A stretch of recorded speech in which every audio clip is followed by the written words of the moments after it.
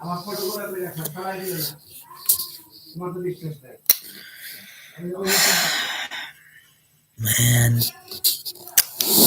it's just I'm just really bored. I wish Miami were in the finals right now, but it's okay. You know, we had a really good season. But before I get into that, I want to talk about a topic I saw today. It was about what Adam Silver he actually said I think it was a couple days ago. I don't remember about should the NBA he's considering to shorten the NBA regular season. So instead of 82 games, shortening that. Um, to me, I would love that, to be honest with you, because there are so many injuries, especially this season alone. I think I saw a stat where there was only 8 players that played all 82 games this year. Only 8 players out of the entire NBA. Think about that for a second. Only 8 players. I think Adam Silver has a point. You should shorten the regular season, maybe 70 games, maybe 72 games, something like that. Because at some point you got to find a way to avoid the injuries. You also got to find a way to avoid load management, because these stars sometimes they do load management so they don't get injured a lot. So I think this is a great move for the NBA. They should consider doing this. I understand, oh well, what about the superstars of the past? Michael Jordan, right? Larry Bird. These guys play 82 games. Yeah, but that's different, man. That's back in the 80s, 90s. This generation today, I mean, they're not saying they're lazy, but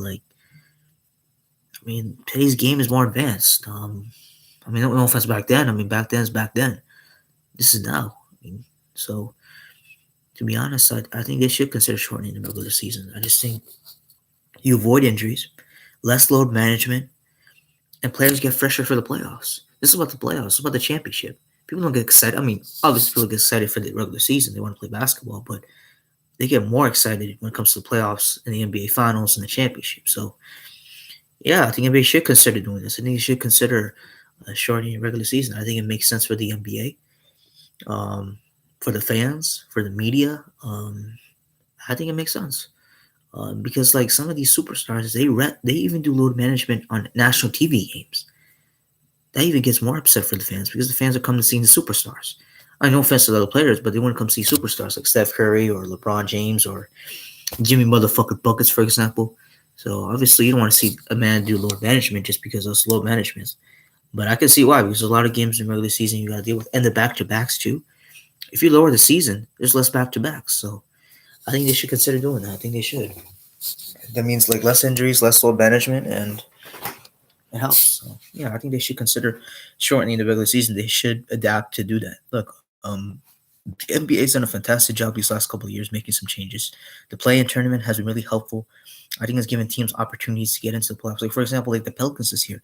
The Pelicans are a very horrible team in the regular season. Let's be honest. Their regular season record was 10 games under 500, but they still were the 8th seed. And they made living hell for the Phoenix Suns. They made that a competitive series. I legitimately thought that Pelicans could beat the Phoenix Suns. Literally. Because Devin Booker was out and they had a legit shot at beating the Suns. So I thought the series would go 7. It went 6, but man, when you look at the Pelicans this year, that talent they have, I know Zion is injured, but when he comes back, he is going to play with a loaded, young, talented team. They got Ingram, and they got CJ McCollum, that veteran they got from Portland. He's a really good scorer. They also got what's this guy, Herbert Jones? They drafted some rookies. It's this Alvarado kid. I don't know what's his nickname, but they call him something like a Robert Alvarado, something like he plays really great defensively, even though he's a small guy. He made living hell for Chris Paul too. So and then they got a really good coach, and I think his name is Willie Green. So he's actually a teammate of Chris Paul. So he actually played. He was actually an assistant for the Phoenix Suns. So they're building something there in New Orleans. When Zion comes back, he's going to a team that has loaded young talent. So yeah, so when you look at the Pelicans, for example, you look at Minnesota, they had an opportunity to lock their spot in the playoffs, and they're a young, talented team. They made living hell for Memphis, too. And yeah, they lost in 6, but they made living hell. They possibly would have won that series, too. So, they had multiple double leads, the fourth quarter losses. So they're built on something. I think they got some veterans here and there, but they're very loaded, young, talented team. Like another play-in tournament team. You look at obviously Brooklyn sucks. I don't want to talk about their team. They just fucking suck. They're fucking overrated to me. For example, you look at a team like Atlanta, right? I mean, I know they had a disappointing season. Obviously, last year they made the conference finals, but they're a young team trying to grow, trying to make multiple playoff runs. You look at a team like Cleveland. Yeah, they had a pretty good season. Yeah, unfortunately, they didn't make the playoffs. They should have made the playoffs, in my opinion. I think they're like a second seed at one point this season. So they dropped out from the play-in tournament. To me, they struggled that much at the. They had injuries. I mean, Jared Allen was out. When you look at them, like they don't really have scoring at the guard position other than Garland. Like other than that, they don't really have much scoring options really. So I can see why they struggled. So I mean, Cleveland obviously missed it. They should have made the playoffs, honestly. Hmm?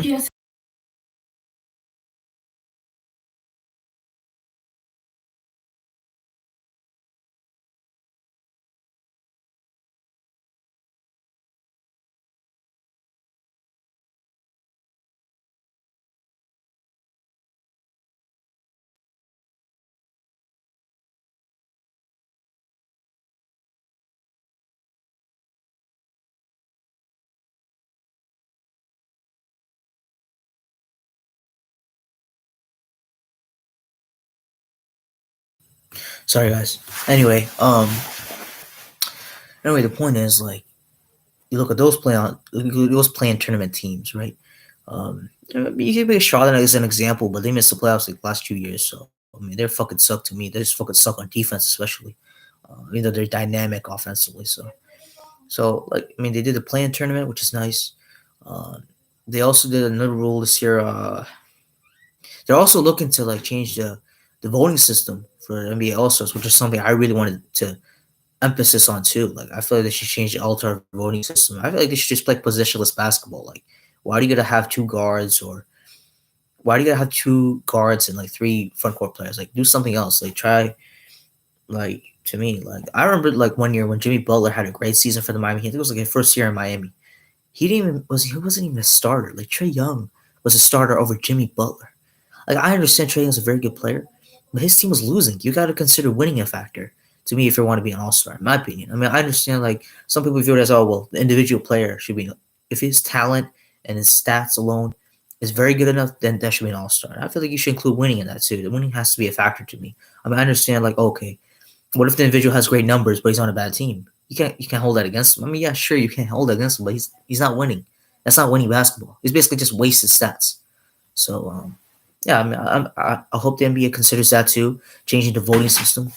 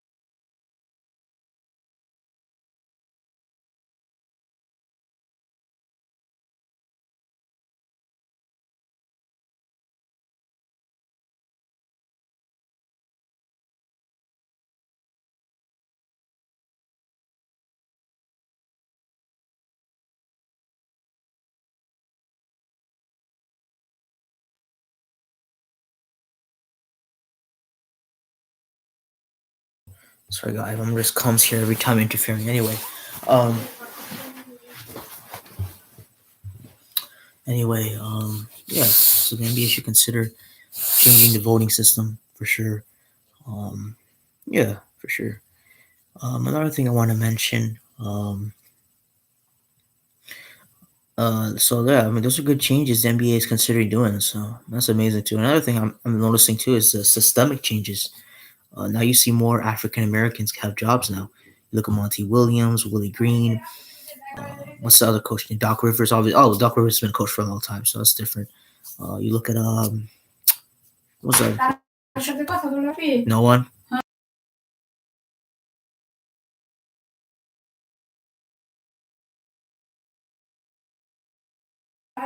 I'm so fucking annoying sometimes. Anyway, um, yeah, and then you look at what was the other coach for Cleveland? What's his name? JB Biggerstaff. Eric Spoelstra. I mean, he's not African American, but he's a colored man. You look at so on and so forth. So you definitely see some diversity with the coaches around the league. So definitely this light years ahead of the NFL. The NFL is way different right now. You barely see African American head coaches or even other races of other ethnicities of head coaches in the NFL. So that should be often they have systemic issues there, but NBA is getting better at that.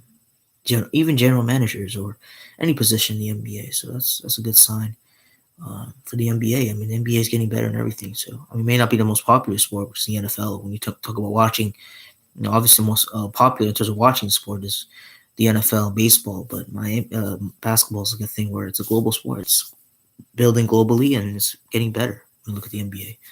And then not only that, so yeah, absolutely. So the NBA has definitely got much better. They're making changes, and hopefully they consider doing it. I think it's a great thing for the NBA to shorten the regular season. There's these other changes that I just mentioned. So that next thing I want to mention, Pat Riley had a press conference. I didn't watch it yet, but probably watch it later maybe. But my dad basically told me, hey, basically asked him about, should they? Do you think Tyler Hero should start? Basically, he just said, hey, well, if Tyler Hero wants to start, he got proven in training camp. So it makes sense to me. Like, it's a good thing that he could start, but you got to be reliable and healthy. Like, he's had like bad timing when we look at the injuries. Like, I mean, he had that groin injury in the playoffs, for example. He had a couple of injuries this year with a knee or like a calf thing or a quad thing. Like, he's had injuries during the regular season. Now, he didn't miss too many games, but like he missed some games because of those injuries. So he definitely has to learn to be more durable. So I can't see why Pat Riley said, you got to prove it in training camp. You got to prove your health. And you got to do it both ends of the floor. You can't just do it offensively. So absolutely, he has to improve defensively for sure. I think he should improve in his game, and I think he will. I mean, he has the work ethic, he has the determination, and he has the swag. When you got that, you got a chance to be great on both ends of the floor if you want to win basketball. So I think he's buying into the Miami Heat culture. Of course, he's going to improve defensively, in my opinion. So yeah, they should consider starting Tyler Hero. He has that kind of talent. To be honest with you, he should have been an all-star this year. Like, if he was a starter for us, honestly, he could be that second all-star to Jimmy Butler this year. So, I mean, Jimmy Butler was an all-star instead, but he missed a lot of games. So, like, situation where, like, maybe Tyler Hero should have been over him, but he was off the bench, so that's why they didn't consider him. But if Tyler Hero was starting, he would definitely be an all-star. With 20 points per game as a starter, yeah, absolutely. He would have been an all-star easily. So, yeah. But, look, he's 22. He's going to get better. This notion that you got to trade Tyler Hero, I hear from, like, Twitter or other people, it's bullshit. No, you can't trade Tyler Hero. Tyler Hero is a guy that can do everything offensively. He can get to the rim. He can attack the paint. Like I said, attack the rim. Getting to the paint, same thing. Anyway, he can get to his mid-range game. He can shoot it from three. The next step to his game offensively, he just needs to be more efficient. He takes a lot of tough shots at times. He just needs to learn to be more efficient. But once he gets to that part of his game, his offensive game's going to be risen to the next level.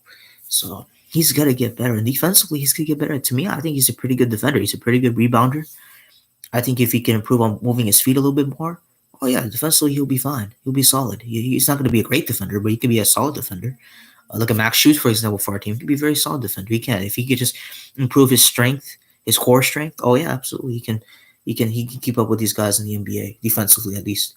So yeah, absolutely, for sure, he can improve defensively. So yeah, so Miami should consider starting him. And Pat Riley did say Miami, look, he has to prove it in training camp, and I think he will prove it in training camp, hopefully. So yeah, and then the next thing I want to talk about is Miami adding another star. Right? I've heard from different people lately, interviewed different people about like, should they consider adding another star, and they should. I mean, honestly, I heard some people say they should add a big man. I think that makes sense. I mean, honestly, I love Bam Adebayo. I love the way he plays, but he's just not a five. Like, sure, he can play the five position in a small ball lineup setting, but honestly, the five is not his natural position. I think he's like a four to me. because first of all, he takes a lot of jump shots. First of all, and secondly, he likes to attack the rim with getting to the basket. It's not like he has a post game. Like you feed him to the post, he'll get you. Yeah, sure, he has some kind of a post game, but it's not like you consistently give it to him in the post. Like a Joel Embiid, for example. So he's clearly not a five. I think he's a four, and so they need another like kind of like a stretch five maybe, or they can get someone like an athletic five or something like that. That pair of Bam, or they can get a stretch five. Like I remember the first year that Jimmy Butler came in, we had Kelly Olynyk. He basically was like that stretch five we needed, and him and Bam played together. And when they played together, they had to get chemistry together. Bam needs someone like that. If they can get someone like a Kelly Olynyk, for example, what's in the draft or free agency, oh, that would be huge. You get a stretch five, basically, a pair of Bam, and maybe he can protect the rim or rebound. Oh, that very helps Bam because people love saying, I'm tired of this criticism that, oh, Bam is never aggressive. He always is passive. First of all, you fucking bullshit. You don't understand basketball, first of all. And secondly, you idiots out there, Bam does everything else. He passes, he defends, he does great with his screening. He does little things that impact winning. Like I know this people, oh, well, he doesn't score enough. People acting like he has to be Giannis Antetokounmpo or something like that. Man, shut the fuck ass up, man. Like he's it's not like he doesn't want to be aggressive. It's just that he does so many things. He has so many responsibilities on the team. You can't just expect the guy to score like 30 a game or something, or even 20 a game. Obviously, Bam has to improve his game from a shooting standpoint, but you pair him with another big, he would definitely be aggressive. So, but also another thing with that too, the Miami Heat system is designed for him to kind of play in the system, meaning like, I mean, it's kind of hard for him to be aggressive too. Like you also got to consider the Miami Heat system, their culture, the way they design for him a system basically in which like he doesn't have to score that much. He can be that all around player. So you also got to consider that. So I feel like Coach Bo sometimes should like pull him off the leash, like let him be a hooper. Like don't consider him like doing all these other things. That's why you brought Kyle Lowry here, so he can be a more facilitator that kind of relieves pressure off Bam and Jimmy for terms of being the ball handlers. So, but Kyle Lowry wasn't healthy for the majority of the season. If he's healthy, then Bam probably be more aggressive. So, when Kyle Lowry was out a couple of playoffs, Bam had to be that facilitator because we didn't really have one. I love Gabe Vincent, but he ain't the facilitator that Kyle Lowry is. So, you also got to consider that. So, Bam obviously needs another big man partner with him. I heard reports lately that if DeAndre Ayton doesn't get re-signed with the Suns, that Miami considering or at least pursuing to try to add him on the team, that would be a really good addition. That would be a really good addition. I mean, you put him with Bam. I mean, he's not the stretch five, but he can definitely shoot it. He can do pick and pops. He can. So Miami should consider looking at that. If Phoenix obviously has to resign him, but it doesn't look like with the way it's like when you look at the talks between Ayton and the Suns. So we'll see what happens. But yeah, they should consider that. I mean, and then maybe another scorer to pair with Jimmy. But the thing is, like, I feel like Tyler Hero, if he evolves, you really don't need that second scorer. Like I love, like, like they should consider trading Duncan Robinson for someone, but no, don't trade Tyler Hero. I mean, Donovan Mitchell, Bradley Beal, sure, but those guys give you offense. What do they give you defensively? Like Donovan Mitchell isn't a defender. And Tyler Hero can improve as a defender. You also look at Bradley Beal. Is he a good defender? I mean, I don't really know. And he gets injured a lot too. So is he dependable? Is he durable? Now, if he was in a Miami Heat culture system, maybe he'd be more durable, but it's tough to say. So I think Miami should consider adding a star, but it's not really a shooter or a scorer. I feel like it's a big man thing. So they should definitely consider adding some size in the offseason because they're just way too small. You can't like Boston, you clearly saw the size and the length really get onto Miami. It really weared out Miami in the series. So if they had more size, they probably had a chance. So, and even if Milwaukee won the series, Milwaukee has so much size against Miami. That could affect Miami as well. So they definitely should consider adding more size in the offseason. We saw what the Bucks did to the Suns. I mean, they made the Suns look like middle school kids, basically being small, especially when Giannis dominated. So if they can consider adding Bam a playmate at the front court position, oh, absolutely, that'll be fun. It'll be very fun, and yeah, as from it, I mean, they should consider that for sure. They should consider that.